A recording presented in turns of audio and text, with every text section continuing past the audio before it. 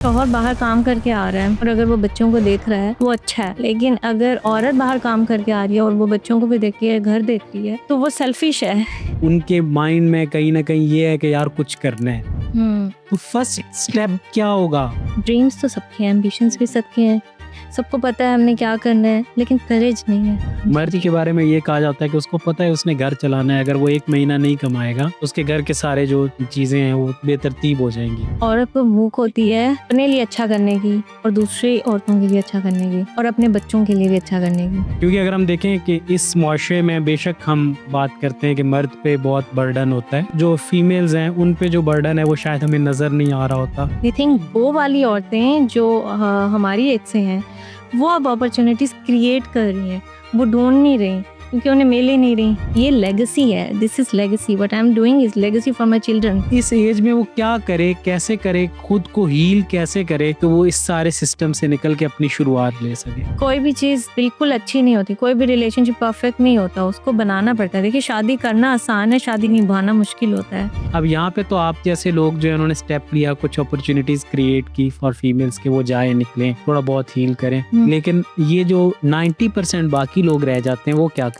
मुझे लगता है कि हम जैसे लोगों को इन चीज़ों के ऊपर ज़्यादा से ज़्यादा बात करनी चाहिए और इस तरह से बात करनी चाहिए कि उसमें फन एलिमेंट हो। आपको तब तक अवेकनिंग नहीं मिलती, हीलिंग नहीं मिलती जब तक अल्लाह ताला आपके दिमाग में वो चीज़, आपके दिल में वो चीज़ नहीं डालेगा। जो डायरेक्शन उसने देनी है वो खुद ही लेके जाएगा, आपको बस पता होना चाहिए मैंने क्या। इंसान अपनी किस्मत खुद बनाता है। इंसान अपनी किस्मत खुद संवार सकता है, बनाने वाला अल्लाह है। आपकी डायरेक्ट जो वॉर है ना वो या तो डेविल से है या फिर आपकी मदद जो है वो अल्लाह से है। ये दुनिया के लोग मैटर नहीं करते। इतने दर्दमंद बनने के लिए दर्द से गुजरना पड़ा। हमें लोगों को फैसिलिटेट करना चाहिए। इस तरह की कम्युनिटी जो मैं क्रिएट कर रही हूँ, आई विश कि हर सिटी में इस तरह से हो ताकि लोगों को पता चले।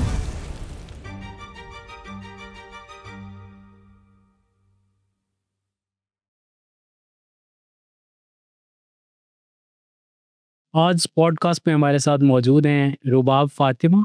आप स्पिरिचुअल हीलर भी हैं, आप कम्युनिटी बिल्डर भी हैं और अच्छा खासा लंबा चौड़ा इंट्रोडक्शन जो है वो आपका है। तो आप बताएं कि कैसे स्टार्ट लिया, कहाँ से जो है वो ये वाली फीलिंग्स आई कि आपने स्पिरिचुअलिटी की तरफ, ह्यूमैनिटी की तरफ, ये कम्युनिटी बिल्डिंग की तरफ जाना है, कब ये ख्याल आया, कब सोचा? सोच तो आई थिंक अनइंटेंशनली ही आई है, इंटेंशंस नहीं थे, अच्छे इंटेंशंस थे, पर ऐसा नहीं था कि कुछ करना है या कुछ होना है। आप ये समझ लें कि कॉलिंग थी, तो इट वाज अ डायरेक्शन जो कि मेंट टू बी थी और वो खुद ब खुद बनती गई, रास्ता खुलता गया, बनता गया और हम करते गए और अभी तक कर रहे हैं, इंशाल्लाह आगे भी करेंगे। आपका मैं वो एक पेज देख रहा था, उसमें ईट ब्रीथ हील, मतलब ये सारे एंजॉयमेंट वाली चीजें हैं जो कम्युनिटी में आप इंट्रोड्यूस करवा रहे हैं। तो ये कब स्टार्ट किया और कहाँ से शुरू हुआ, कैसे, इसके बारे में भी थोड़ा सुनता है। ये स्टार्ट हमने कमर्शियलाइज करना इसे जून में शुरू किया था। फर्स्ट सेशन जो था वो पिकनिक सेशन था, वो अप्रैल में था। तो मई में भी इसी तरह से हमने हाइकिंग वगैरह की थी, बट वो शुरू के जो सेशंस थे वो फ्री में थे या हमें पता ही नहीं था कैसे करना है, एग्जीक्यूट कैसे करना है, पर लोगों ने पसंद किया और साइकिलिंग से फर्स्ट मैंने कमर्शियलाइज करना शुरू किया था। और ये किस तरह से शुरू हुआ था, हम रैंडम फ्रेंड्स थी, वो किसी और कम्युनिटी में मिली थी, पर वो उस कम्युनिटी पे उस तरह से आई थिंक इंटरेक्शन नहीं हो पाया था मेरा, अनफॉर्चुनेटली, बट मैं उनको ब्लेम नहीं करूँगी। बट ये कि मुझे उस तरह से सब्सटेंस नहीं मिला था जो मुझे लगता है कि एक कम्युनिटी में होना चाहिए। शायद मुझे उतना अच्छा एक्सपीरियंस ना मिला हो, वो अच्छी ही एक्सपीरियंस देती हूँ अपनी सेशंस में, बट आई फील कि काइंड इन्वायरमेंट और थोड़ा सा हीलिंग इन्वायरमेंट की ज़रूरत है हम जैसी लड़कियों को जो घर से दूर रह रही हैं या अपने पेरेंट्स से दूर रह रही हैं या हॉस्टल में रह रही हैं या फिर वो अपने इन-लॉज़ के साथ रह रही हैं, जिनको एक जजमेंट फ्री या एक अंडरस्टैंडिंग एनवायरनमेंट की ज़रूरत है, जहाँ पे लाइक माइंडेड लोग हों, लड़कियाँ हों ख़ास तौर पे, सेफ़ हो, और बस फ़न हो उसमें और हीलिंग का फैक्टर भी हो, ज़ाहिर-सी बात है। क्योंकि मैं स्पिरिचुअल हीलर हूँ, तो मैं ये चाहती थी कि कुछ ऐसा हो जिसमें सबको अच्छा फ़ील हो। तो इसलिए मैंने स्टार्ट किया। जो मैं खुद करना चाह रही थी वो मैंने सबको करवाया और इसी तरह से बनता गया। बेसिक कोई फाउंडेशन नहीं थी या बेसिक कोई स्ट्रैटेजी नहीं थी, प्लान नहीं था। अब हम लोग सोच रहे हैं कि इसका कुछ होना चाहिए या क्या कर सकते हैं इसको बढ़ाने के लिए, कोई स्ट्रैटेजी होनी चाहिए, क्योंकि जब हम देखते हैं बाकी लोग भी कर रहे हैं और क्या स्ट्रक्चर है, तो बट आई फील लाइक कि काइंडनेस जो है वो उसकी रूट होनी चाहिए। क्योंकि जो फेमिनिन एनर्जी है, जो औरतें होती हैं वो नेचुरली बहुत काइंड होती हैं, वो बहुत गिविंग होती हैं। तो अगर उसी को ही लेके एक ऑरा, एक वाइब क्रिएट की जाए सेशंस की, तो आई थिंक वो ज़रूरत है सोसाइटी में भी, कम्युनिटी में भी। आजकल हम इर्द-गिर्द देखते हैं ख़वातीन पहले की निस्बत ज़्यादा अपॉर्च्युनिटीज़ को ढूँढ रही होती हैं। वो अपॉर्च्युनिटी एक्सेल करने की होती हैं, अपनी लाइफ़ में एक्सेल करने की, प्रोफ़ेशनल लाइफ़ में, अपनी रियल लाइफ़ में। क्योंकि अगर हम देखें कि इस मुआशरे में बेशक हम बात करते हैं कि मर्द पे बहुत बर्डन होता है, हुँ। लेकिन स्टिल जो फीमेल्स हैं उन पे जो बर्डन है वो शायद हमें नज़र नहीं आ रहा होता। कि एक फैमिली से उठ के फिर एक दूसरी फैमिली में आना भी। इस पे रिसेंट एक वो मीम भी बनी, उन्होंने कहा भाई हमें ले जाओ अपनी फैमिली में, दूसरे दिन तुम्हारी फैमिली वाले वापस छोड़ जाएंगे। हुँ। तो एक फैमिली से दूसरी फैमिली में आना, फिर जो है वो वहाँ पे रहना, फिर बच्चे हो जाते हैं, उसके बाद और जिम्मेदारियां जो है वो बढ़ जाती हैं, फिर वो उसकी जो प्रोफेशनल लाइफ है वो बहुत पीछे जो है वो कहीं रह जाती है। तो आप हुँ। तो लोग रोज वीकली बेसिस पे लड़कियों से मिल रही हैं, तो आपने क्या देखा है कि क्या अभी भी वो अपॉर्चुनिटीज की तलाश में, और अगर आप क्या समझती हैं कि उस अपॉर्चुनिटीज के सामने सबसे बड़ी हर्डल क्या है? आई थिंक लिमिटेशंस हैं, बाहर की लिमिटेशंस, अंदर की लिमिटेशंस। औरत जो है अपने आप को बहुत बॉक्स में डाल देती है। शायद उसे सिखाया ही यही जाता है कि आपने आगे जाना है, कोई ये करना है, और अच्छी बात है, करना भी चाहिए। बट आई फील लाइक कि अब औरतें ज़्यादा अवेयर हो रही हैं। मिलेनियल्स जो थे वो इतनी ज़्यादा सेल्फ अवेयर नहीं थी, उन्हें पता ही नहीं था अपने पोटेंशियल के बारे में। और जेनज़ीज़ जो हैं उनको पता है अपनी डायरेक्शन लाइफ की कि क्या करना है, कैसे करना है। वो ज़्यादा करियर ओरिएंटेड हैं, उनकी करियर काउंसलिंग भी हुई हुई है। अब इंटरनेट और डिजिटल जो आप डिजिटल एज कह दें इसे, तो वो उनको ज़्यादा आई थिंक एजुकेट कर रहा है बनिस्बत हमारे ज़माने में हम तो जो माँ-बाप ने कह दिया वही करना है, जहाँ उन्होंने शादी करने का कहना है वहीं कर देना है। और ये कि वो गुड गर्ल वाला जो सिंड्रोम सब में होता है वो हम में था। आई थिंक वो वाली औरतें जो हमारी एज से हैं, वो अब अपॉर्च्युनिटीज़ क्रिएट कर रही हैं, वो ढूँढ नहीं रही क्योंकि उन्हें मिल ही नहीं रही, तो अब वो अपने हिसाब से क्रिएट कर रही हैं। उनमें से आई थिंक हम लोग हमारी कम्युनिटी एक है जो कि क्रिएट करने, वो अपॉर्च्युनिटीज़ देने और उनको वो चांस देने के लिए कि वो क्रिएट कर सकें, वो प्लेटफ़ॉर्म हम लोग दे रहे हैं। अक्सर जो प्रोफेशनल गर्ल्स हैं उनके बारे में कहा जाता है कि वो जो दूसरी साइड होती है, घर की साइड जो होती है उसको मैनेज नेग्लेक्ट नहीं, कर देते मतलब निग्लेक्ट करती हैं, मैनेज नहीं कर पाती। तो हैं। आप क्या समझती हैं कि क्या क्या कर सकते हैं मैनेज रियली में, या कुछ वाकई कंप्रोमाइज करना पड़ रहा होता है? अच्छा, मुश्किल तो क्या है? मैं ये कहूँगी नहीं सुपर वुमन है, हम लोग सब कर सकती हैं, नहीं ऐसा नहीं है। आप या तो बिज़नेस करोगे या तो प्रोफ़ेशनल लाइफ़ को देखोगे या फिर आप अपनी होम लाइफ़ को देखोगे या आप अपने बच्चों को देखो, मुश्किल है। हाँ, सपोर्ट चाहिए होती है आपके हस्बैंड की तरफ से, आपके इन-लॉज़ की तरफ से। मैं तो ये दुआ दूँगी कि अल्लाह करे सबको अच्छे इन-लॉज़ मिलें। हाँ, बट आपको बैलेंस वर्क लाइफ और होम लाइफ में बैलेंस करना बहुत ज़रूरी है। अगर आप वो नहीं करेंगे तो आप खुद भी मेंटली इम्बैलेंस रहोगे और आपको दूसरों को हील करने के चक्कर में ना आप अपनी हीलिंग आपको ज़रूरत पड़ जाएगी हीलिंग करवाने की। तो येस मुश्किल है, बट अगर यही चीज़ आई थिंक चेंज हो रही है दुनिया, उनके नैरेटिव्स भी चेंज हो रहे हैं। लेकिन अभी भी कुछ ऐसे लोग हैं जो कहते हैं कि अगर शौहर बाहर काम करके आ रहा है और अगर वो बच्चों को देख रहा है, तो वो अच्छा है।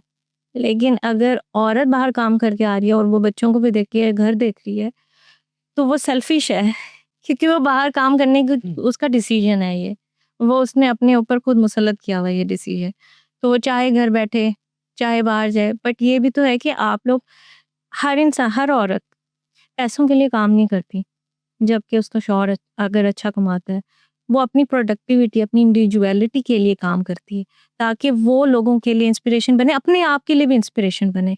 हम सब इंसान हैं, औरत होने से पहले, औरतें होने से पहले हम लोग इंसान हैं, हमारे भी गोल्स हैं, हमारे भी ड्रीम्स हैं, हमारे भी एम्बिशंस थे बचपन में कि हमारी जो वो छोटी एज है, वो कुछ ड्रीम्स रखती है जो हमने बड़े होके पूरे करने हैं। अगर हम शादी के चक्कर में या फिर जो रिस्पॉन्सिबिलिटीज़ हैं, जो रिलेशंस के बर्डन्स हैं, उसके अंडर आके हम अपने आप को निग्लेक्ट कर देंगे, तो वो भी तो अबैंडनमेंट है ना, अपने आप को अबैंडन कर रहे हो आप। तो अनफेयर है, इनजस्टिस है आपके अपने लिए। अच्छा रुबाब, हर लड़की कुछ ना कुछ करना चाहती है ना। अगर मैं कहूँ तो 80 to 90% गर्ल्स जो हैं, उनके माइंड में कहीं ना कहीं ये है कि यार कुछ करना है। तो फर्स्ट स्टेप क्या होगा शुरू करने के लिए? माइंड में सबके है, बिल्कुल। कर तो 10% रही होंगी, हाँ तो जी। फर्स्ट स्टेप क्या है जो वो करें तो बस वो शुरू कर देंगे? हाँ, ये बहुत अच्छा क्वेश्चन है, क्योंकि ड्रीम्स तो सबके हैं, एम्बिशंस भी सबके हैं। सबको पता है हमने क्या करना है, लेकिन करेज नहीं है। उनको एक तो डर बहुत है। आई थिंक फ़ियर है, बहुत फ़ोबिया है, ये कैसे करेंगे, क्या करेंगे? सोर्सेज़ नहीं है हमारे पास, सोर्सेज़ तो क्रिएट किए जाते हैं। आपके पास बस करेज होनी चाहिए, आपके पास बस ये होना चाहिए कि मैंने करना है, और बस अल्लाह मेरी मदद कर देगा। कम से कम मैं एक कदम तो उठा लूँ ना अपने लिए। देखेंगे होगा, होगा, नहीं होगा तो नहीं होगा। अपने ऊपर इतना ज़्यादा हार्ड भी नहीं होना कि नहीं मुझे करना ही करना है, वो तो फिर ईगो हो गई ना, ईगो बूस्ट नहीं करना आपने। सेल्फ रिस्पेक्ट को रखते हुए आगे बढ़ें, ड्रीम्स को परस्यू करें, नहीं हो रहे तो कहीं और कर लें। इट्स नॉट लाइक के बस अपने आप को आप एक डर से लोग लोग क्या कहेंगे उस डर में ना डालें। अक्सर कहते हैं ना कि इंसान से जो काम है ना वो भूख करवाती है। मर्द जी। के बारे में ये कहा जाता है कि उसको पता है उसने घर चलाना है, अगर वो 1 महीना नहीं कमाएगा, 1 महीना नहीं लाएगा तो उसके घर के सारे जो चीज़ें हैं वो बेतरतीब हो जाएँगी, मतलब वो कर नहीं पाएगा। औरत के पास शायद वो पैशन नहीं होता, वो भूख नहीं होती, जिसकी वजह से वो नहीं कर पाती है। ऐसा है? नहीं, आई डिसएग्री, ऐसा नहीं है, क्योंकि औरत को भूख होती है अपने लिए अच्छा करने की और दूसरी औरतों के लिए अच्छा करने की, और अपने बच्चों के लिए भी अच्छा करने की। अगर आप वर्किंग लेडी नहीं हैं, आप घर में आराम कर रही हैं, काउच पे बैठी हैं, चिप्स खा रही हैं, तो आप क्या उसमें क्या आपकी आपकी लाइफ का क्या लेसन है? आप बच्चों को क्या लेसन दे रहे हैं? कि मैं बैठ के टीवी देख रही हूँ, दैट्स इट, मैं सोई हुई हूँ बस। आप वर्किंग लेडी होंगी, आपके बच्चे भी देखेंगे मेरी अम्मा ने ये काम किया, वो बड़े होंगे उनको पता चलेगा कि हाँ, मेरी अम्मी ने कोई तो प्रोडक्टिव काम, मेरी मदर ने कुछ तो किया ना अपनी लाइफ में। अब मैं जब छोटी थी, मेरी अम्मी सऊदी अरेबिया में कपड़ों का काम करती, कपड़े सिया करती थी। उनकी अपनी एक वो थी, बनी हुई थी क्लाइंट्स वगैरह। आप कह दें कि फैशन डिज़ाइनिंग का उनका फ़र्म था पूरा। तो अब जब मैं देखती हूँ मेरी अम्मी ने खुद, वही मैं आपको बता रही थी ना गोल्ड का, तो उन्होंने खुद गोल्ड बनाया, मेरे अब्बू से ज़्यादा मेरी अम्मी इनकम करती थी। तो जब मैं अब सोचती हूँ कि उन्होंने इतने बच्चे भी पैदा किए, साथ में हार्ड वर्क भी किया, उन्होंने अपब्रिंगिंग भी की, वहाँ पे वो मेरे अब्बू के साथ उन्होंने काम किया है, मतलब इक्वल पार्टनरशिप के साथ। समझें, लाइफ में अगर 2 पार्टनर्स स्ट्रॉन्ग हैं, तो आपके बच्चे भी स्ट्रॉन्ग होंगे, और फिर आपकी लाइफ अच्छी सस्टेनेबल लाइफ होगी। वो फिर अब मैं उसको आप समझ लें कि आइडियलाइज़ करती हूँ ना, उस चीज़ को आइडियलाइज़ करती हूँ कि मेरी अम्मी स्ट्रॉन्ग थी, मेरे अब्बू स्ट्रॉन्ग थे, उनके डिसीजंस अच्छे थे। उन्होंने अपनी लाइफ अच्छी हमें दी है, हमें इंटरनेशनल ट्रिप्स दिए हैं, उन्होंने बाहर की हमें लाइफ दी है। उस ज़माने में, आज से 25 साल पहले, जब बहुत मुश्किल था लोगों का बाहर जाना। जब बहुत मुश्किल इंटरनेशनल ट्रिप्स करना, अब तो बहुत कॉमन हो गया, हर कोई चला जाता है, पर तब तो बहुत मुश्किल था। तो तब वो उनके पास डिग्री ना होने के बावजूद उन्होंने इतनी अच्छी हमें लाइफ दी है, जो सेल्फ मेड थे दोनों। दोनों के पेरेंट्स ने उन्हें कोई सपोर्ट नहीं किया, और आप देखें उस ज़माने में तो 10-12 बच्चे हुआ करते थे, तो उनके इतने-इतने बहन-भाई हैं मेरे अम्मी-अब्बू के, तो मैं उनको देखती हूँ तो वो आइडियलाइज़ करते हुए देखती हूँ कि जैसे वो मेरी लाइफ में अब कुछ भी बुरा होता है या मैं फँस जाती हूँ किसी सिचुएशन में, तो मैं सोचती हूँ कि यहाँ पे मेरे अब्बू ने क्या किया था, यहाँ पे मेरी अम्मी ने क्या किया था, तो यहाँ पे मैं क्या करूँ कि मैं उस तरह से निकल सकूँ और इन चैलेंजेस को फेस कर सकूँ अच्छे तरीके से। क्योंकि मैं यहाँ अकेली हूँ, ठीक है? और मेरे अब्बू हैं नहीं, जो मुझे सपोर्ट कर सकें। और आपको पता है कि एक नए शहर में, नए घर में, इन-लॉज़ में बगैर बाप के सपोर्ट के रहना बहुत मुश्किल होता है। बहुत ज़्यादा ठीक है, वो जितने भी अच्छे हों, बट कहीं न कहीं आपको मॉरल सपोर्ट चाहिए होता है, इमोशनल सपोर्ट चाहिए होता है, फाइनेंशियल सपोर्ट चाहिए होता है हर हाल में। अगर वो नहीं होगा तो यू आर वेरी वीक। आपके पास फिर क्या रह जाता है? उनके दिए हुए लेसन्स रह जाते हैं बस। और अगर अब मैं वैसी नहीं बनूँगी या मेरी लाइफ में कोई डायरेक्शन नहीं होगी, मैं काउच पे पड़े चिप्स खा रही हूँ, तो मेरे बच्चों को क्या लेसन, ये लेगेसी है, this is legacy, what I am doing is legacy for my children and for people जो मेरे साथ एसोसिएटेड है।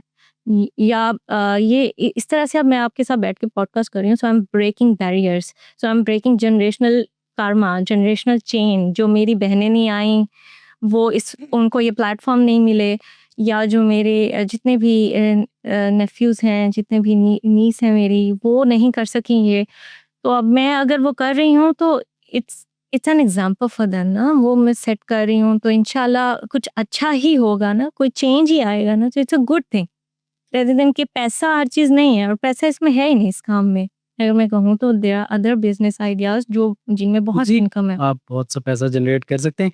एक रियल लाइफ शेयर करता हूँ मैं आपसे और आपने उसको गाइड करना है।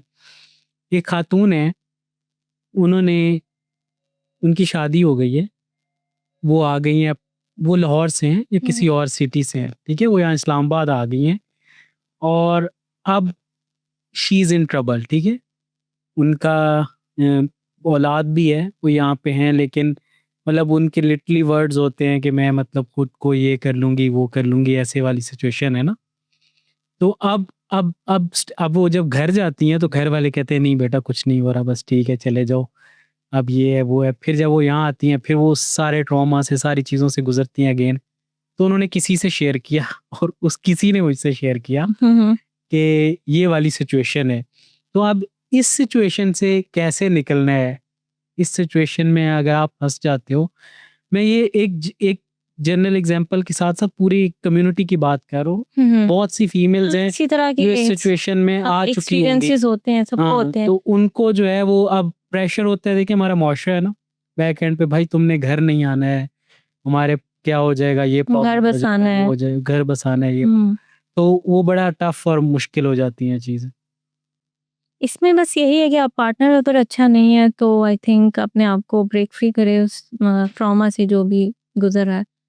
अगर नहीं कर पा रही तो उसके घर वाले अगर तो ये तो इमोशनल मैनिपुलेशन है ना, कि वो उसको चुप करा रहे हैं, उसको वैलिडेट नहीं कर रहे कि उसकी जो फीलिंग्स हैं, एटलीस्ट उसको सुनो तो सही। अगर वो ये कह रही है कि वो अपनी लाइफ को गिव अप कर लेगी, उसको इतना पेन हो रहा है तो वो कर रही है ना, वो उसका रिस्पॉन्स है, वो कर रही है। एटलीस्ट उसको सुनो तो सही, उसे सपोर्ट तो करो।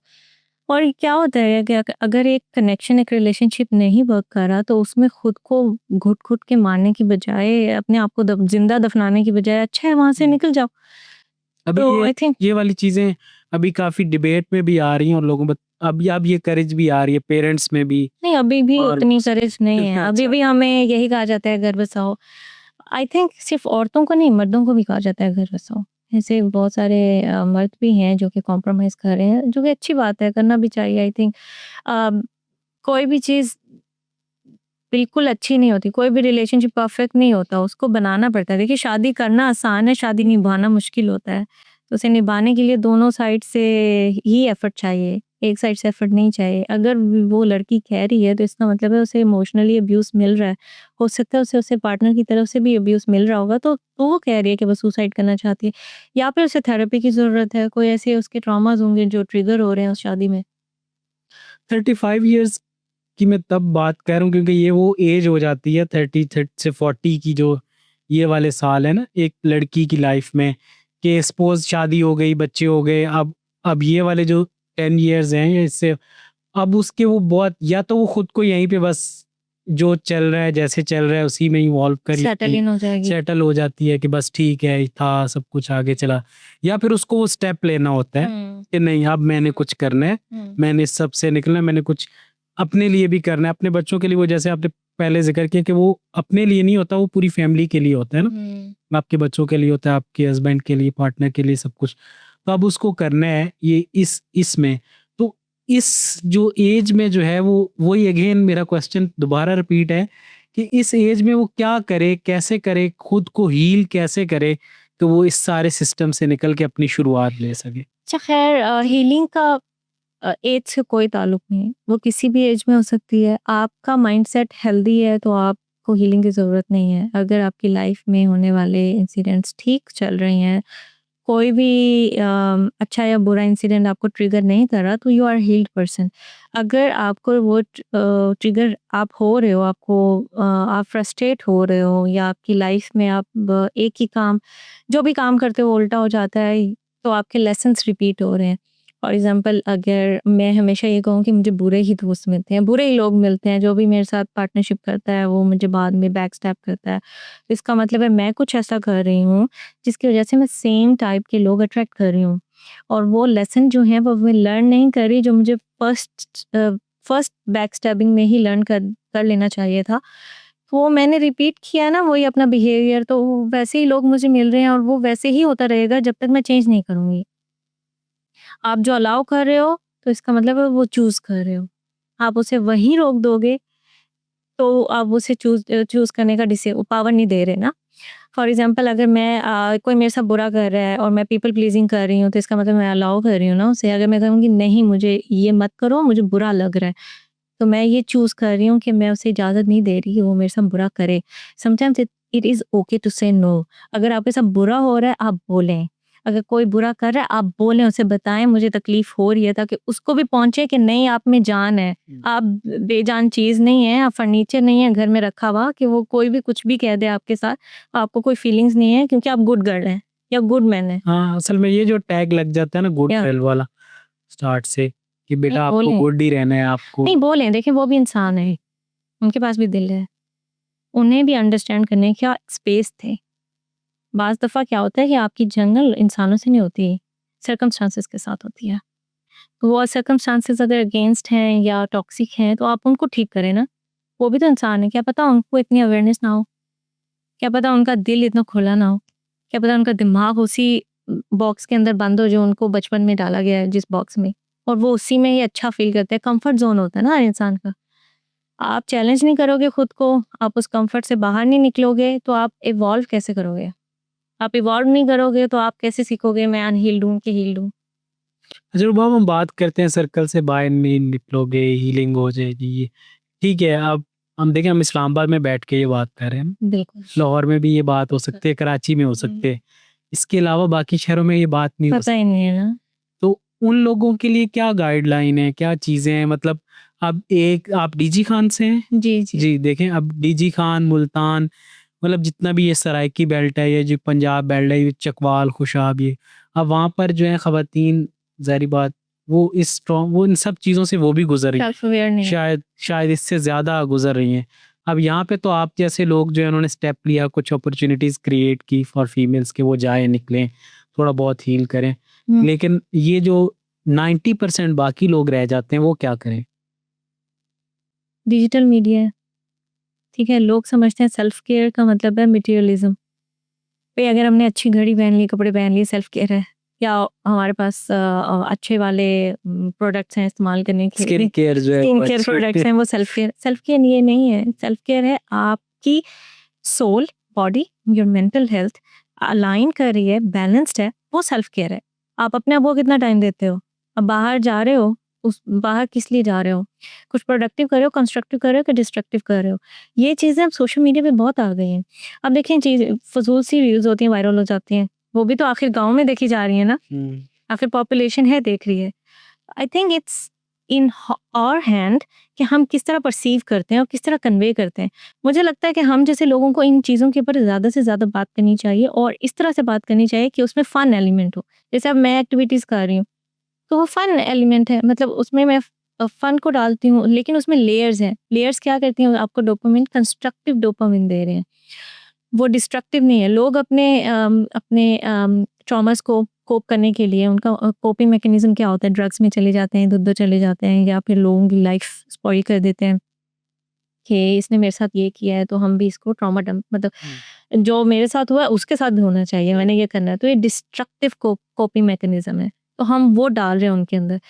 एक इंसान अगर जल रहा है ना, एक माचिस की तीली जल रही है तो वो दूसरी वाली वो सबको जला देगी। ऐसे नहीं करना है। एक अगर जल रही है, दूसरी ने स्टेप बैक लेना है ताकि बाकी सब ना जलें। तो उसमें से किसी एक को हर जगह पे होना बहुत ज़रूरी है। तो इस तरह की हमें लोगों को फैसिलिटेट करना चाहिए। इस तरह की कम्युनिटीज़ जो मैं क्रिएट कर रही हूँ, आई विश कि हर सिटी में इस तरह से हो ताकि लोगों को पता चले।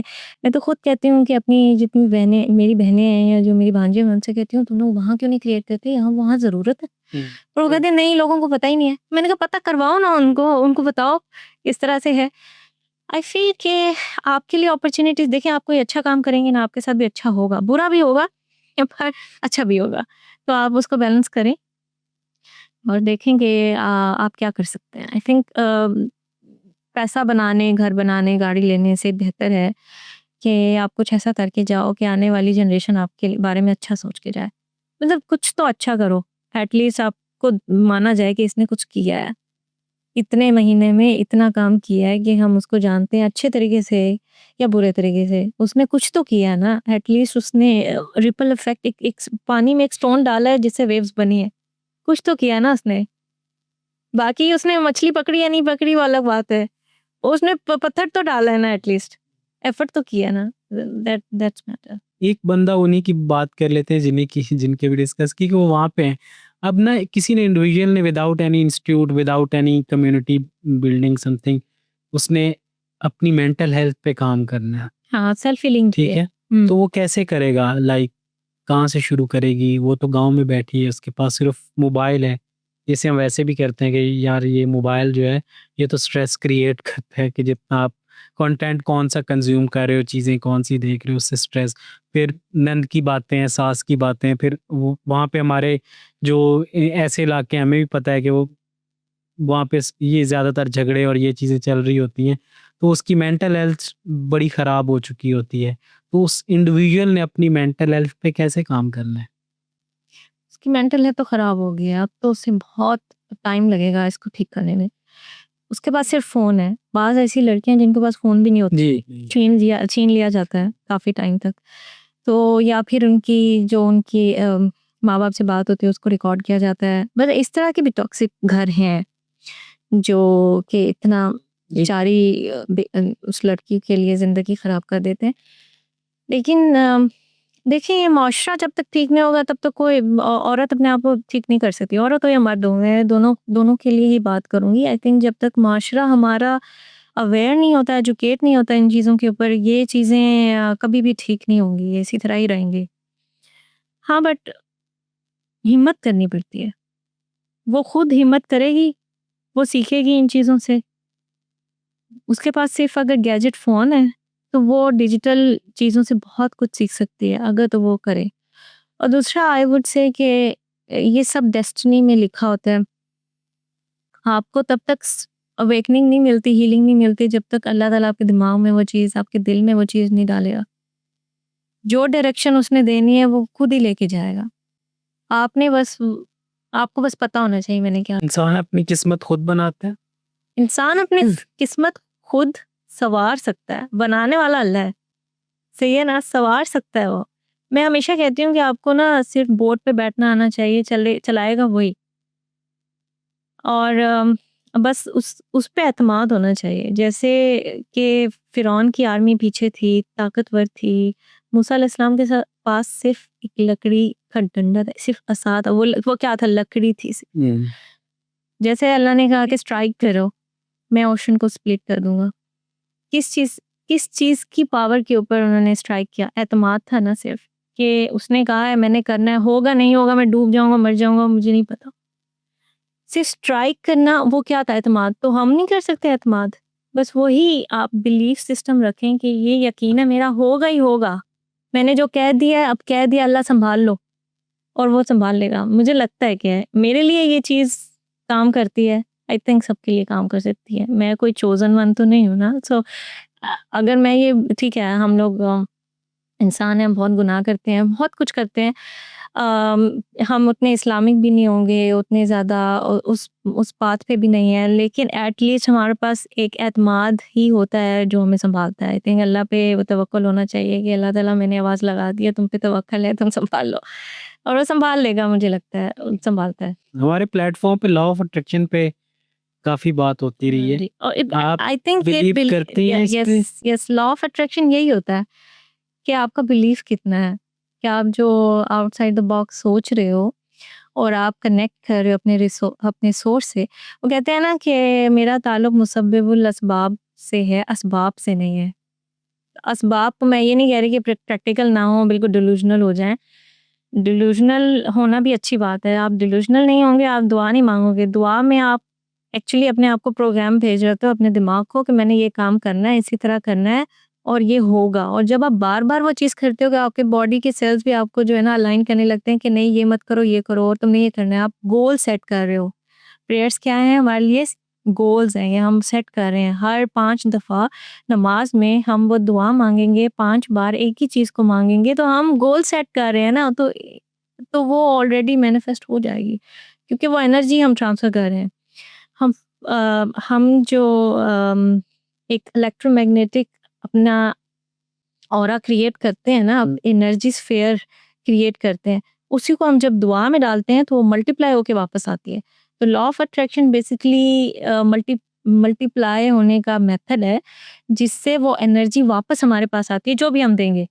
तो ऐसा नहीं है कि लॉ ऑफ मैनिफेस्टेशन में हमेशा अच्छी चीज़ें ही होंगी। अगर आप नेगेटिव एनर्जी बाहर दे रहे हो, नेगेटिव एनर्जी आएगी आपके पास बैड कार्मा बन के। तो बुरे लोगों के साथ बुरा होता है, अच्छे ये लोगों के ऑरा साथ पे हम अक्सर बात करते हैं, असल में ऑरा है क्या? ऑरा हमारी आउटसाइड लेयर है, जो ये डिफाइन करती है कि हमारी इंटरनल स्टेट क्या है, इमोशनल और मेंटल।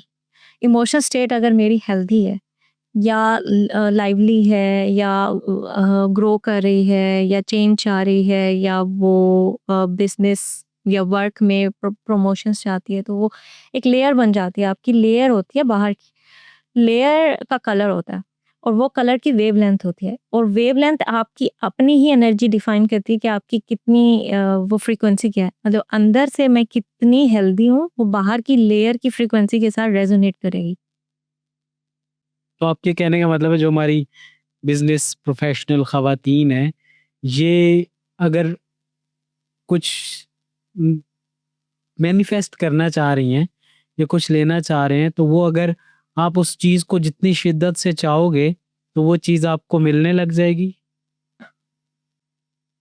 डिपेंड करता है कि आप उसे किस तरह से शिद्दत में चाह रहे हैं। सिर्फ सोचने से नहीं होता, उसको इम्प्लीमेंट भी करना है ना।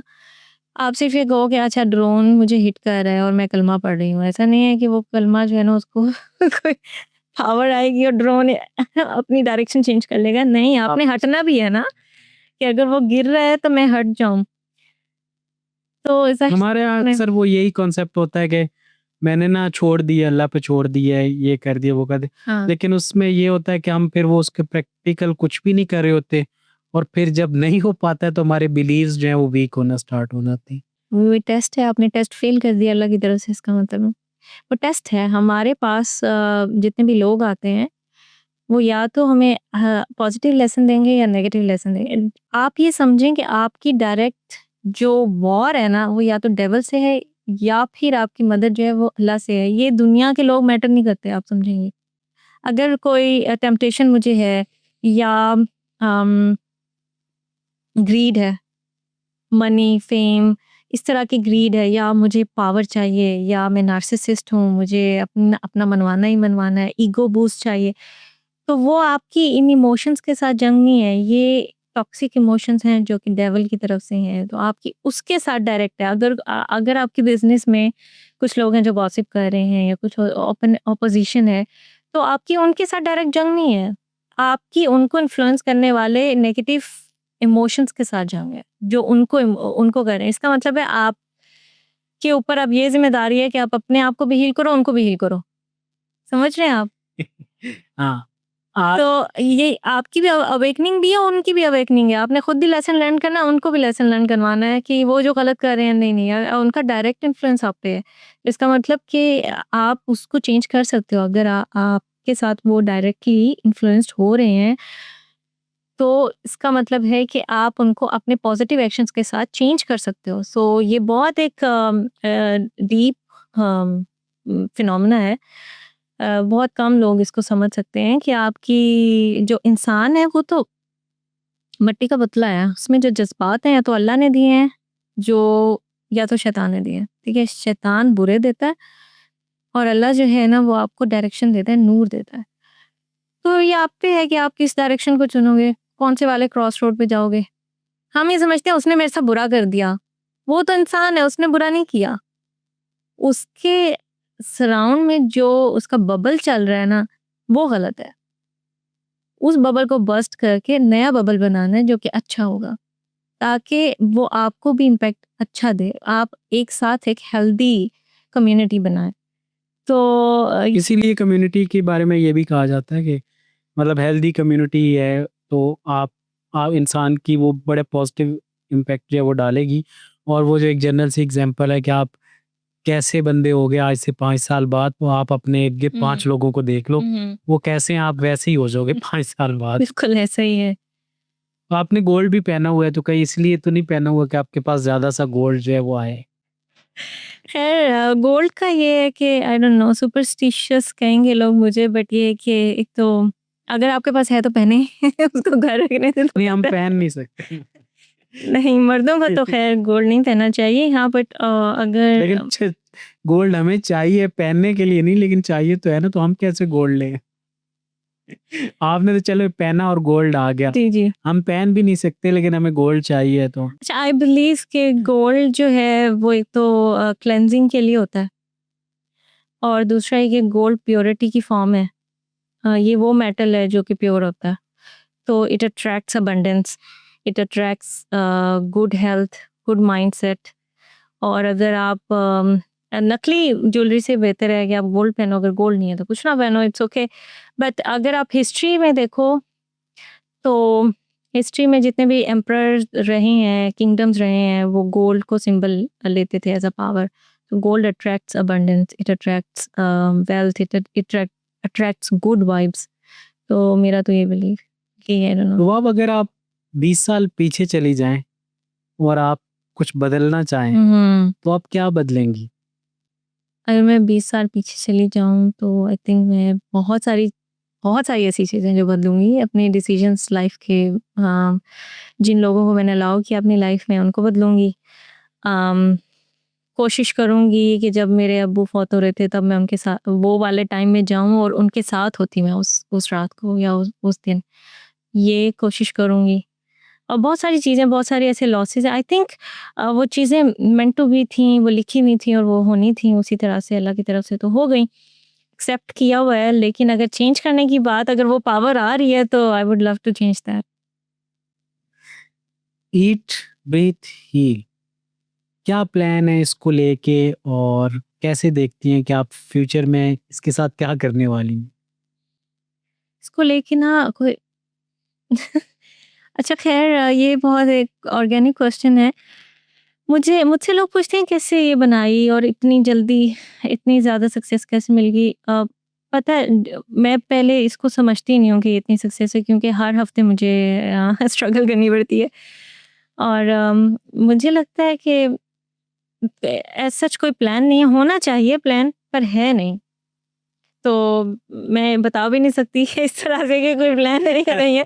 फ्यूचर में तो मैं चाहती हूँ कि बहुत अच्छी जगह पहुँचे। अगर मैं इसे कंटिन्यू नहीं कर पाती मैं खुद, तो मैं इसे किसी ऐसी स्ट्रॉन्ग लड़की को ज़रूर दूँगी कि वो इस मोटिव को आगे लेके जाए। और चाहे वो कोई भी है, मतलब मुझे कोई फ़र्क नहीं पड़ता कि वो किसी भी लड़की अगर कुछ चाहती है तो मैं उसको ज़रूर ये दूँगी कि ये लो और इसे एग्ज़ीक्यूट करो। अगर तुम करना चाहती हो इस नाम को यूज़ करो, इस ब्रांड को यूज़ करो और इस पर्पस को आगे लेके जाओ, चाहे वो कोई भी है। अगर वो मेरे ऑपोजिशन भी है मैं उनको भी देना चाहूँगी कि ये लें और ये एक शेयर्ड गोल है, इस काइंडनेस को आगे लेके जाएँ। ये सबके लिए अच्छी अच्छी चीज़ है। कोई अच्छी चीज़ अगर बहुत कम हो रही है तो आई थिंक उसे आगे तक लेके जा एग्ज़ीक्यूट करना चाहिए। अगर मैं किसी वजह से नहीं कर पाती, कहीं चली जाती हूँ या कुछ हो जाता है मेरे साथ, तो मैं इसको एज़ अ लेगेसी दे के जाऊँगी किसी को कि ये लो रखो, इसको करो लाज़मी, असल इसे छोड़ना नहीं है। असल में आपका वो थोड़ा जो आप प्रॉब्लम्स वाली बात करी ना, वो इसलिए कि आपने मॉडल वो किया ना जिसमें आपको लॉजिस्टिक्स भी इन्वॉल्व है, जिसमें ह्यूमन अट्रैक्शन भी, रजिस्ट्रेशन, बिल्कुल। बड़ा सारा प्रोसेस है।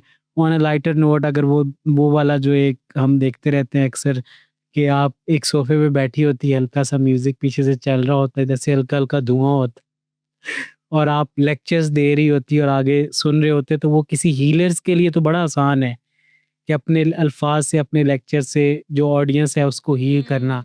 लेकिन प्रैक्टिकली इन्वॉल्व करके हीलिंग या उसको करना ये थोड़ा डिफ़िकल्ट है। तो शायद इसीलिए जो है वो आपको इस और ये तरीका भी डिफ़िकल्ट है, सेशन को पहले प्लान करना और फिर एग्ज़ीक्यूट करना, फिर रेवेन्यू ढूँढना और फिर वो सब करना और प्रैक्टिकली डील करना चीज़ों को। एक जगह पे बैठ के लेक्चर देना वेरी ईज़ी और कोई जगह ढूँढ के, लोगों को ढूँढ के और खड़े होके इस बात सुनाना इट्स वेरी डिफ़िकल्ट। ये मैं कह रहा हूँ कि रुबाब इसमें कितना कोई पैसा-शैसा बच जाता है, कितनी कोई आपने गाड़ियाँ ले ली हैं, घर बना लिए घर बना लिए।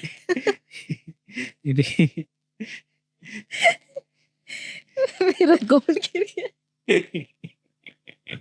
सुन के ना आपकी बात। गोल्ड ही गिर गया। खैर इसमें खैर इतना वो नहीं है, आई थिंक इतना प्रॉफिट नहीं है, रेवेन्यू भी इतना नहीं है क्योंकि मैंने टिकट प्राइस बहुत कम रखी होती है, मेरी अंडर 2000 होती है, उसमें कितना ही बचेगा आपको। बट ये है कि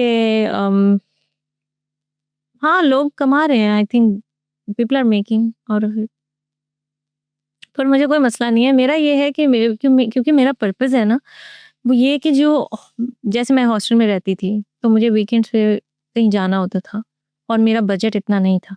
used to make sketches, I used to make cards in order to get meal for a day. तो अगर मैं अपने आप को उस पोजीशन पे रखती हूँ एंड आई फील दैट, तो मैं खुद भी ये चाहती हूँ कि टिकट प्राइस कम हो। पर मुझे ये भी होता है कि अगर मैं अपनी एनर्जी और अपना टाइम दे रही हूँ, बहुत ज़्यादा एफर्ट कर रही हूँ, तो थोड़ा मुझे भी उस चीज़ से प्रॉफिट मिलना चाहिए क्योंकि वो मैं भी डिज़र्व करती हूँ। और दूसरा जितने भी एक्सपेंसेस होते हैं वो भी निकल आएँ प्रॉपर तरीके से और क्वालिटी भी मेंटेन हो सके, क्वांटिटी भी मेंटेन हो सके। तो उसके लिए मेरी कोशिश ये होती है कि बहुत कम प्रॉफिट बन सके बट एट लीस्ट कुछ प्रॉफिट तो हो, ताकि मैंने उसमें रीइन्वेस्ट भी करना होता है बिज़नेस में। जैसे कैंपेन्स रन कर ली या कुछ और इन्वेस्टमेंट होती है वो कर लिया आपने। आपके साथ जितने ट्रेडर्स होते हैं उनके भी बढ़ते जाते हैं, वो भी ये कहते हैं कि हमने पहले इतने में किया था, अब अब हम इतने में आपका काम करेंगे। चल पड़ा है हाँ, और अब आपने रेज़ देनी है हमें। तो येस होता है। ये जैसे साइकिल्स चेंज की तो उनकी रेज़ हो गई, उसने पर साइकिल बढ़ा दी। तो होता है। I think it's a good business, लोगों को करना चाहिए। इसमें है, पोटेंशियल है बट फिर वही है इंडिविजुअली आप पे है कि आप कितना उसमें रखते हो, क्या करते हो, कैसे करते हो। आई थिंक हम बहुत नाइव हैं, हम लड़कियाँ बहुत नाइव होती हैं तो इतना प्रॉफ़िट करना हमारा वो भी नहीं होता। आउट ऑफ सिटी टूर्स वगैरह इसका भी प्लान है आपका कुछ कि फ्यूचर में ये ऐड करेंगे या आउट ऑफ सिटी करने की कोशिश तो की है मैंने। आई थिंक एक कानपुर डैम की थी, एक वन डे ट्रिप था हमारा चकवाल, तो अच्छा गया है। हाँ, करेंगे इंशाल्लाह फ्यूचर में अगर कुछ इस तरह से होता है तो, अभी प्लान नहीं है। वो आप आर्टिस्ट भी हैं, बिल्कुल, तो आर्ट कैसे कम्युनिटी में रोल प्ले कर बहुत सकता ज़्यादा। आर्ट आपका एक्सप्रेशन है। अगर आप कुछ एक्सप्रेस कर पाते हो, आपके पास वर्ड्स नहीं हैं या आपके पास लोग नहीं हैं या आप बोल नहीं सकते आप क्या फ़ील कर रहे हो, तो you can throw it in your colours on canvas या क्ले के टच से कर सकते हो, मोल्ड करके, स्कल्प्ट करके। आपकी जो लाइन क्वालिटी होती है वो बताती है state of emotion, state of mental जो भी इमोशंस चल रहे हैं आपको। तो वो ज़रूरी होता है, आर्ट एक्सप्रेशन के लिए बहुत ज़रूरी होता है। हमारी एक पॉडकास्ट थी, उसमें एक आर्किटेक्ट ने उन्होंने बताया कि एक उन्होंने घर डिज़ाइन किया और जो उस घर में रहते थे लोग, वो कहते थे जब से हम इस घर में शिफ्ट हुए हैं, हमारे रिलेशनशिप्स बहुत अच्छे हो गए हैं हुँ, हुँ। और हमारा फैमिली में अगर कोई बीमार होता है, तो वो हमारे घर में आता है तो आके ठीक हील हो हो जाता है। जाता है। घर की एनर्जीज़ होती हैं, लाज़मी होती हैं, क्योंकि घर किस तरह से बना हुआ है, बहुत डिपेंड करता है आपकी कुछ ऐसे घर होते हैं जो टॉक्सिक होते हैं, कैसे? क्योंकि उनमें अ, उनकी दीवारें ख़राब होंगी, सीपेज हो रहा होगा, तो आप बीमार होगे। तो घर का एनवायरनमेंट, सिर्फ़ घर कैसे बना हुआ है, वो बहुत इम्पोर्टेंट होता है, वो फैक्टर इम्पोर्टेंट है, लोग उसको समझते नहीं हैं। बाथरूम इस जगह होना चाहिए, वॉल इस जगह होनी चाहिए, इस वॉल पे ये कलर होना चाहिए, वो बहुत ज़्यादा आपकी मेंटल स्टेट पे फ़र्क पड़ता है काफ़ी। कुछ लोग कह रहे होते हैं जिस घर में हम रह रहे हैं ये कोई भारी घर है, ये है, वो है। तो क्या ये सच होता है या बस उनके वहम और गुमान? वहम भी होता है, कुछ सच भी होता है। अच्छा, हॉन्टेड हाउसेस होते हैं। हॉन्टेड होते हैं। हमारे कुरान पाक में भी लिखा हुआ है कि हैं इस तरह जिन तो होते हैं। होते हैं। तो ये तो हमारा फेथ है। रियली डू यू बिलीव के जिन होते हैं? हाँ, बिल्कुल होते हैं। इसमें बिलीव वाली क्या बात है? अगर हम मुसलमान हैं तो आपका हमारा अकीदा है कि होते हैं। बस किसी को नज़र नहीं आते जैसे वो फिर उसका बिलीव नहीं होता ना। हाँ, मतलब वो ज़ाहिर बात है इस्लाम के हिसाब से तो नज़र तो बहुत सारी चीज़ें नहीं आती, लेकिन हमारा बिलीव तो है ना, हमारा फरिश्तों पे भी है, अल्लाह पे भी है, शैतान पे भी है। तो हाँ, मतलब जैसे ज़ाहिर बात चीज़ों को जो है वो मानते तो हैं हम लोग। बिल्कुल होते हैं। घर का किस तरह घर बना हुआ है, बहुत ज़्यादा इसका इन्फ्लुएंस होता है आपकी लाइफ पे, आपके रिश्तों पे, रिलेशनशिप पे। आपके बच्चे होंगे कि नहीं होंगे उस पे भी, क्योंकि घर की भी सेहत होती है। हर घर किस तरह से ओरिएंटेड है उस पे भी होता है। नॉर्थ में है, साउथ में है, स्पिरिचुअलिटी में तो ये बहुत ज़्यादा है। एस्ट्रोलॉजी में इसीलिए मैं आपकी यस मैंने आर्टिस्टिक वे में आर्किटेक्चर से तो मैंने वो देख लिया था। अब मैं स्पिरिचुअलिटी में उसको देखना चाह रहा हूँ। ऑराज होते हैं, घर के ऑराज होते हैं, Question. कॉर्नर्स होते हैं कि इस कॉर्नर में जूते नहीं होने चाहिए या ये नहीं होना चाहिए, घर में ये चीज़ ऐसे रखी होनी चाहिए। अच्छा भी है अगर आप देखें, डोम शेप्ड मस्जिदें क्यों हैं?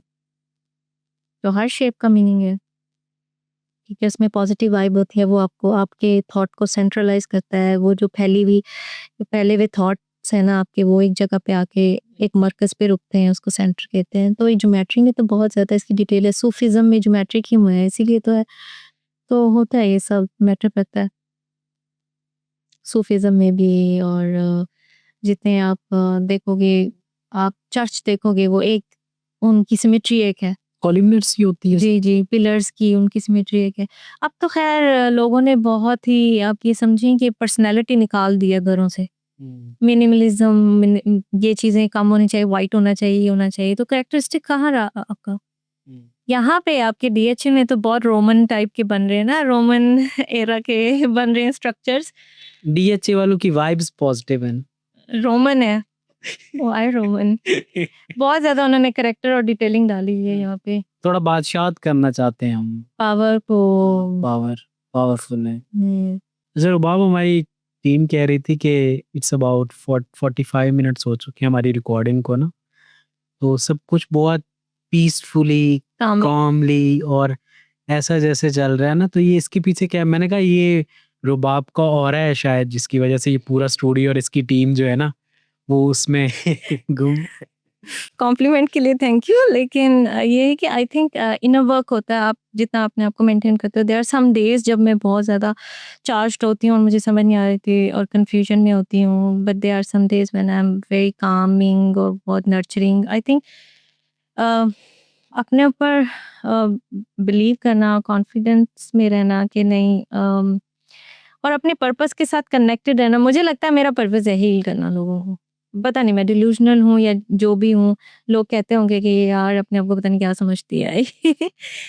लेकिन मैं जो समझती हूँ मैं उसमें खुश हूँ। अगर मैं खुश हूँ और मेरी वो खुशी बाकी लोगों को खुश कर रही है, तो आपको क्या फ़र्क पड़ रहा है? आप भी खुश रहें।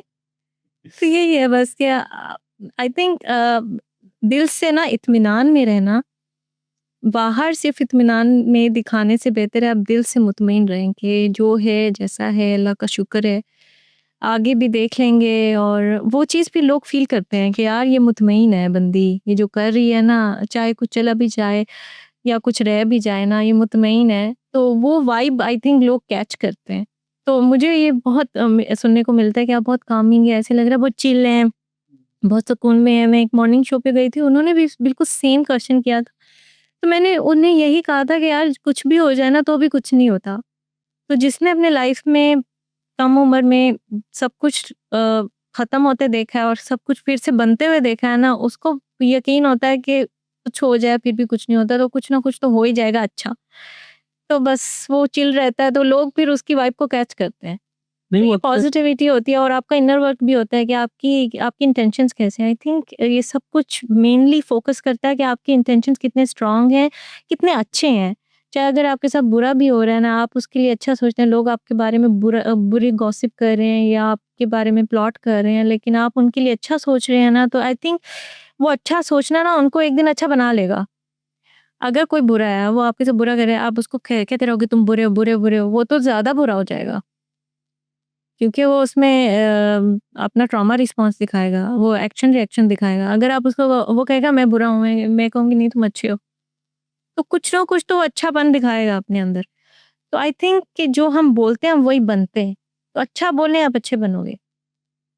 अच्छा रुबाब, सोशल मीडिया की जो लाइफ है ना, बाज़ औक़ात वो रियल लाइफ से बहुत बहुत डिफरेंट होती है। डिफरेंट होता तो आपके बारे में जो है वो क्या ऐसा है जो सोशल मीडिया पे है, रियल में है, नहीं रियल है, में नहीं है। जो आप शेयर करना चाहें?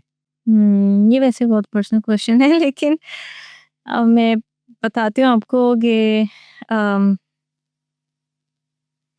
मैं बहुत स्ट्रॉन्ग लगती हूँ लोगों को। जी, और लोगों को ऐसा लगता है कि यार ये तो मतलब लोग मेरी पोटेंशियल से ना घबराते हैं कि पता नहीं क्या ही कर जाएगी, इसमें लगता है कुछ करने वाली है ये। पर मैं बहुत सेल्फ डाउट करती हूँ या देयर आर सर्टेन थिंग्स जिस पे मैं खुद को क्वेश्चन भी करती हूँ और सेल्फ डाउट इतने ज़्यादा हो जाते हैं कि वो पैरानोया क्रिएट हो जाता है। फिर वो जो पॉजिटिव वाइब है ना वो टूट जाती है। उसे मेंटेन करने के लिए काफ़ी कुछ करना पड़ता है। और सोशल मीडिया पे जितना आपको हैप्पीनेस नज़र आती है ना, रियल लाइफ में उतनी नहीं होती। तब रियल लाइफ में आप अल्हम्दुलिल्लाह, अल्लाह का शुक्र है, आपके पास फैमिली है, अच्छे लोग हैं, घर है, बच्चे हैं। लेकिन कुछ ऐसे फैक्टर्स होते हैं आपकी लाइफ में, कुछ ऐसे एरियाज़ होते हैं जिनमें बहुत वॉइड होता है। वो आप दिखा नहीं सकते, वो सिर्फ़ एक बात करने की होती है और आपके आँसू निकल आते हैं। लोग कहते हैं ये स्ट्रॉन्ग है, नहीं, लेकिन आप अंदर से बहुत सेंसिटिव होते हो। अभी भी आपके अंदर एक छोटा-सा बच्चा है जिसको माँ-बाप की ज़रूरत होती है। और आई थिंक वो ऐज पे डिपेंड नहीं करता। आप जितने बड़े हो जाओ आपको ज़रूरत पड़ेगी, हमेशा। कहते हैं दर्दमंद बनने के लिए दर्द से गुज़रना पड़ता बिल्कुल ऐसे ही है। That's so true. है। बिलीव करती हैं आप इस पे? और आप हीलर कैसे बनी फिर? आप मतलब ये बात तो ये साबित करती है कि आप भी पहले आपको भी हीलिंग की ज़रूरत थी और तभी अब आप हीलर हैं। बचपन से ना मैं अपने आप को आइसोलेटेड फ़ील करती थी, हमेशा अपने घर में। मेरे काफ़ी बड़ी फ़ैमिली है मेरी। बहन-भाई हमारे काफ़ी ज़्यादा हैं। तो मैं अपने सिबलिंग्स में आइसोलेटेड फ़ील करती थी, कॉर्नर्ड फ़ील करती थी। सबसे छोटी थी तो बुलिंग का भी शिकार हुई। उस टाइम पे हमें इतना पता भी नहीं होता था ना इन चीज़ों के बारे में। ना ही हमारे बहन-भाइयों को पता होता था। और ऐसे लगता था कि जो माँ-बाप की अटेंशन है वो भी डाइवर्ट हो गई, कम मिली घर वालों से। अम, तो अपने आप को एकेडमिक वैल्यूज़ के साथ जोड़ लिया कि अगर मैं टॉप करूँगी तो उनकी अटेंशन मिलेगी, अगर मैं ये। और हमेशा से अच्छी स्टूडेंट थी, हमेशा से टॉपर स्टूडेंट थी। एंड तक टॉप टॉप करती रही, इंटरमीडिएट तक भी अच्छे मार्क्स, अच्छी परसेंटेज 91 परसेंटेज ली। उन्होंने कहा डॉक्टर बन जाओ, उनको खुश करने के लिए वो फील्ड भी चूज़ कर ली। लेकिन वो कभी सैटिस्फैक्शन वहाँ से नहीं हुई, तो वो करियर को चेंज करना पड़ा फिर। वो भी स्टैंड लेना पड़ा, सबसे लड़ना पड़ा, फिर आर्ट्स करना पड़ा। वो कहते थे कि इतनी इंटेलिजेंट हो, अपने मार्क्स क्यों वेस्ट कर रही हो? क्योंकि लोगों का ये बना हुआ है कि कि जिसके ज़्यादा मार्क्स हैं वो साइंस में जाए। डॉक्टर बने या इंजीनियर बने, आर्ट्स अगर बनोगे तो आप नालायक हो। जबकि ऐसा बिल्कुल नहीं है। आर्टिस्ट जो होता है वो अपनी इंडिविजुअलिटी को शार्प करने के लिए, उसको शेप करने के लिए, एक ब्यूटीफुल डायमंड बनने के लिए वो उस फील्ड में जाता है। वरना अगर आपके अंदर वो गट्स नहीं है, आपके अंदर वो टैलेंट नहीं है, आप आर्टिस्ट नहीं बन सकते। आर्टिस्ट ये नहीं है कि ब्रश उठाया, पेंट उठाया, कैनवस उठाया और आर्टिस्ट बन गया। आर्टिस्ट ये होता है कि आपका क्राफ्ट क्या है? आपके आपकी आपकी इमोशनल इंटेलिजेंस कितनी स्ट्रांग है? आप उसको अपने वर्क में किस तरह रिलेट करते हो, किस तरह लाते हो? वो आपका आर्ट होता है, वो आपका क्राफ्ट होता है। परफॉर्मिंग आर्ट्स ये आपका बोलना भी एक आर्ट होता है। बिल्कुल, आपका इंटरैक्ट करना लोगों के साथ, उनको एंगेज रखना, वो भी आर्ट है, आपका क्राफ्ट है। आप जो काम करते हो वो सब आपका क्राफ्ट है।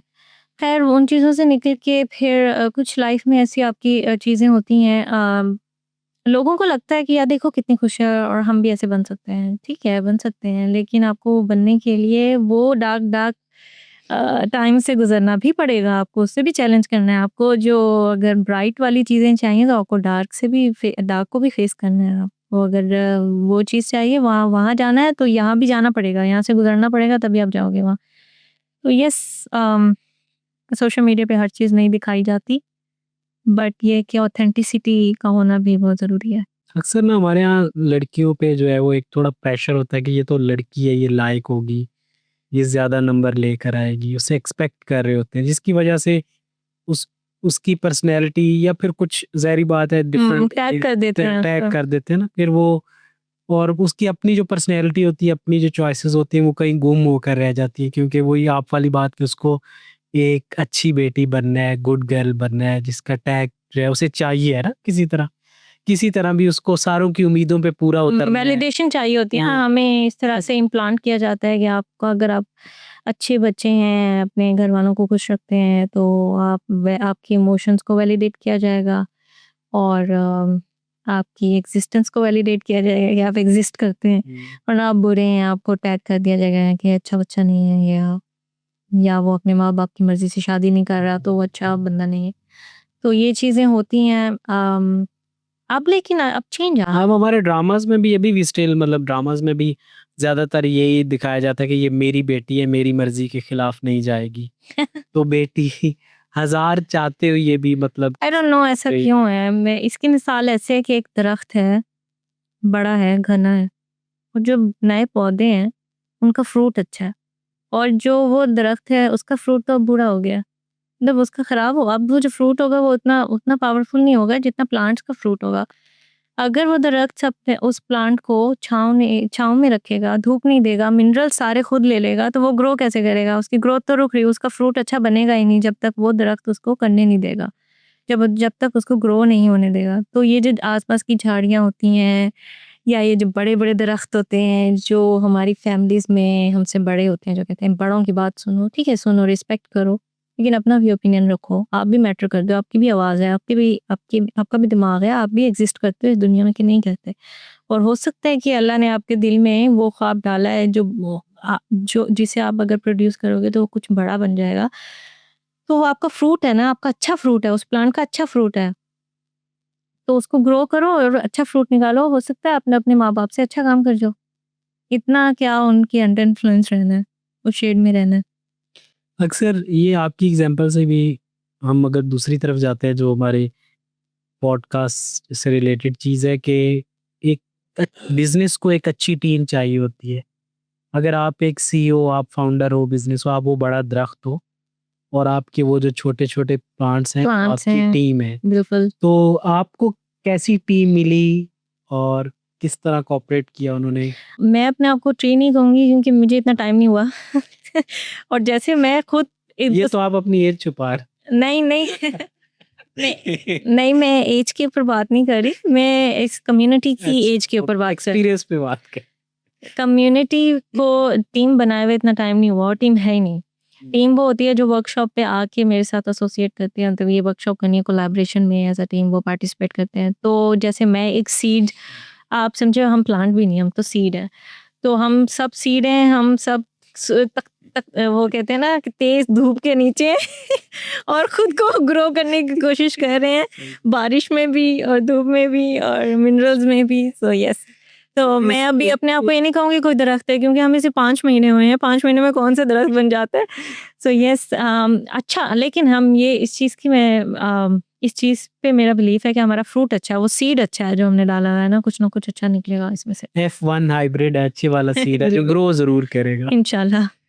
ठीक है, वो मैं आपकी बात समझ रहा हूँ, लाइक के जो हर बंदा जो इस इवेंट का या जो आप गैदरिंग करवाते हो उसका जो पार्टिसिपेंट है, वो एक खुद एक सीड है और वही आपकी टीम है और आप सब मिलके जो है इसको ग्रो कर रहे हो और हमारी बेस्ट विशेज़ हैं आपके साथ कि आपका थैंक जो यू। ईट, ब्रीथ और हील है। ये ईट इसमें क्यों आया? खाने का शौक है आप लोगों को? ये खाने के बगैर तो कुछ होता नहीं है। तो अगर हम कोई एक्टिविटी कर रहे हैं उसमें खाना तो कुछ ना कुछ तो होना ही चाहिए ना। तो ईट का मतलब ये है कि उसमें कुछ खाने का भी होगा लाज़मी। ब्रीथ है उसमें, जैसे कि ब्रीदिंग एक्सरसाइज़ेज़ होती हैं, और साइक्लिंग में आप देखेंगे ब्रीज़ होती है, तो उसमें कुछ हवा का फैक्टर भी होगा। और हील तो ऑटोमेटिकली आप हील कर जाओगे जब इस तरह सुबह को उठोगे। तो मेरा ये मोटो है कि जितनी भी औरतें हैं वो जो डार्क फेज़ में चल रही हैं या जो पूरा दिन काम करती हैं, वर्क फ्रॉम होम कर रही हैं या घर में बैठ के काम कर रही हैं, होम मेकर्स हैं, घर से बाहर कम निकलती हैं, उनको ज़्यादा से ज़्यादा बाहर नेचर में लाया जाए और डे लाइट में लाया जाए।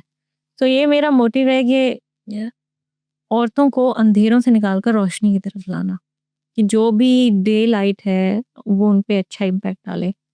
कम से कम जब वो घर जाएँ तो फ्रेश होके जाएँ।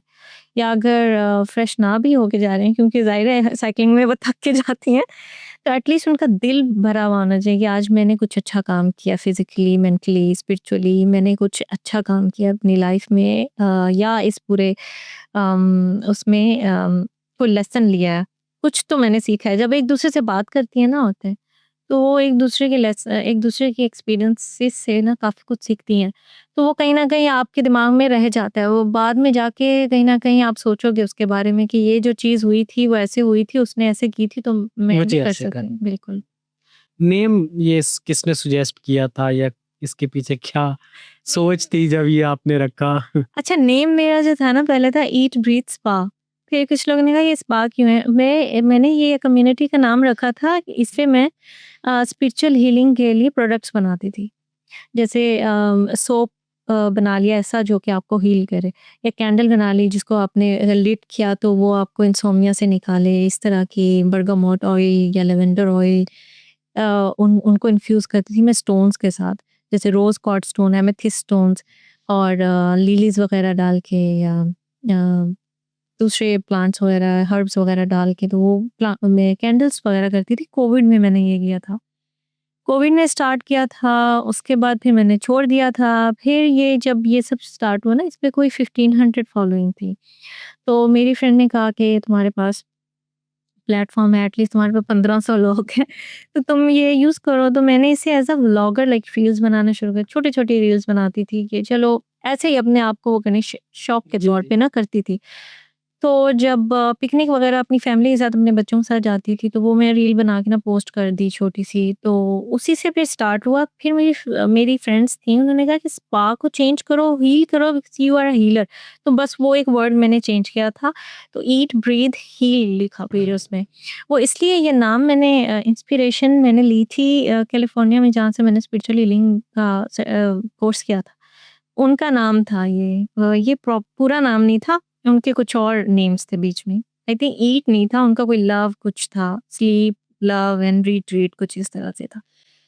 तो मुझे लगा कि मैं ये रखूँगी क्योंकि मुझे भी इन चीज़ों की ज़रूरत है, तो जो नेम है वो प्रॉपर एक एक्टिविटी लगे कि हाँ, ये खुद एक नाम के अंदर ही एक्टिविटी है कि ईट भी कर रहे हो, ब्रीथ भी कर रहे हो और फिर हील भी कर रहे हो। इसके पीछे जो है लॉजिक बड़ा अच्छा है। मुझे वो याद आ गया, मैं आज देख रहा था डी वॉटसन आपने कैसे नाम रखा ना? तो जो उसके फाउंडर हैं वो बता रहे थे कि मैंने 1970 में एक आई स्पेशलिस्ट थे, उनसे फ़ॉरेन में अपना अमेरिका था शायद या इंग्लैंड, वहाँ पे अपना स कुछ करवाया सर्जरी टाइप। तो उन्होंने बड़ा अच्छा मुझे वो हीलिंग प्रोसेस सारा गुज़रा, तो डी वॉटसन। तो जब मैं पाकिस्तान आया मैंने अपना बिज़नेस स्टार्ट करना शुरू किया, तो मैंने कहा कि क्या नाम रखूँ ना बिज़नेस का, तो मैंने डॉक्टर वाटसन मतलब डी वॉटसन डॉक्टर वाटसन के नाम से रखा। और आज हम सब जानते हैं कि वॉटसन एक बहुत बड़ा ब्रांड है। इसी तरह ईट ब्रीथ हील भी इंशाल्लाह एक दिन जो है इंशाल्लाह, इंशाल्लाह सब ज़रूर। जानते होंगे। आप दुआ दे रहे हैं, अल्लाह आपकी दुआ कबूल करे। आमीन। और क्लोजिंग रिमार्क्स जी ये बताएं कि खुद को जो ख़वातीन घर पे बैठी हैं, जो कुछ करना चाहती हैं, वो कैसे मोटिवेट हों, कैसे खुद को हील करना है, कैसे खुद को बाहर निकालना है, कैसे कर जाना है? कोई ऐसी बात बता दें कि बस सारों में मोटिवेशन आ जाए और कल सारी प्लेटफ़ॉर्म पे हों। मैं यही कहूँगी कि अपने जो भी आपके अंदर टैलेंट है, उसको डस्ट ऑफ करें, बाहर निकलें, किसी ना किसी तरह से उसको यूटिलाइज़ करने की कोशिश करें और कोशिश ये करें कि जो भी आप काम कर रहे हैं उसका कोई मकसद हो, बगैर मकसद के ना हो, उसका कोई पर्पज़ हो और ग्रीड में ना आएँ, पैसे की तरफ फ़ोकस ना करें। ठीक है, मनी इज़ इम्पोर्टेंट, मतलब पैसा सब कुछ नहीं होता, कि बट पर्पज़ की तरफ आप जाएँगे तो मेरा ख़्याल पैसा नहीं, लेकिन वो ज़रूरत भी होती है ना एक। बहुत ज़ारी तो वही ना कि आपके पास पैसा सब कुछ नहीं होता, लेकिन सॉरी मैं गलत कहेगी, बहुत कुछ नहीं होता लेकिन सब इट्स ओके। मैं जो कहने लगी थी आपने बीच में। खैर मैं यही कहूँगी कि अपने निकलें, डस्ट ऑफ करें, कुछ ना कुछ काम करें और कर रही हैं लड़कियाँ, कर रही हैं, काफ़ी लड़कियाँ कर रही हैं। बस एक दूसरे को मोटिवेट करते रहें, एक दूसरे के लिए सपोर्ट और काइंडनेस का पाथ क्रिएट करें, बुली ना करें, जज ना करें, एक दूसरे को की लेग पुलिंग ना करें और शेयर्ड गोल है इसको आगे लेके चलें काइंडनेस के साथ। किसी के अगेंस्ट प्लॉट ना करें, किसी के अगेंस्ट किसी को इतना तंग ना करें कि वो खुद को ही ख़त्म करने का सोच ले।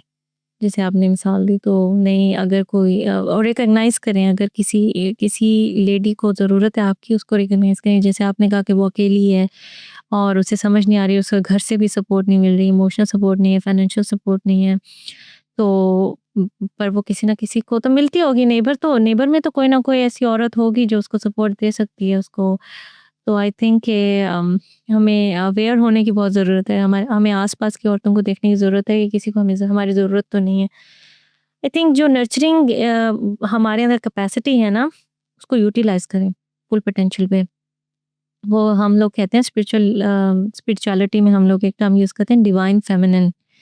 तो हर औरत डिवाइन फेमिनिन होती है, बहुत नर्चरर होती है और ऐसी-ऐसी एम्प्रेस हैं हिस्ट्री में जिन्होंने किंगडम चलाए हैं। जी। तो वो इसी तरह से अपनी एम्प्रेस क्वालिटीज़ से चलाएँ, अपनी डिवाइन फेमिनिन एनर्जी से चलाएँ। तो आप भी कर सकती हैं, टैप इन करें अपने फुल पोटेंशियल में और रिकॉग्नाइज़ करें दूसरों को भी, अपनी कैपेसिटी को भी और दूसरों की कैपेसिटी को भी। ना अपनी ज़िंदगी मुश्किल बनाएँ, ना दूसरों की ज़िंदगी मुश्किल बनाएँ। थिंक आसान रखें और जो भी आपके साथ हुआ है कोशिश करें वो आप रिपीट ना करें, किसी और औरत के साथ ना करें। बहुत सारी ऐसी औरतें होती हैं जो कहती हैं हमारे साथ ये नहीं हुआ, हमें ये मौके नहीं मिले, हम उसको क्यों करने दें, उसकी ज़िंदगी मुश्किल बना देंगी। नहीं, आपके साथ नहीं हुआ तो ये हमें ये सोचना चाहिए, एम्पैथाइज़ करना चाहिए उस चीज़ को कि आपके साथ बुरा हुआ है और उसको आप वैलिडेट ना करें कि अच्छा हुआ है या फिर जो हुआ है उसको कंटिन्यू ना रखें, उसको उधर ही ब्रेक करें। थैंक यू रुबाब, आपने हमें टाइम दिया और काफ़ी हीलिंग हमारी भी हो चुकी है। Thank you. Thank you so much. Thank you so much.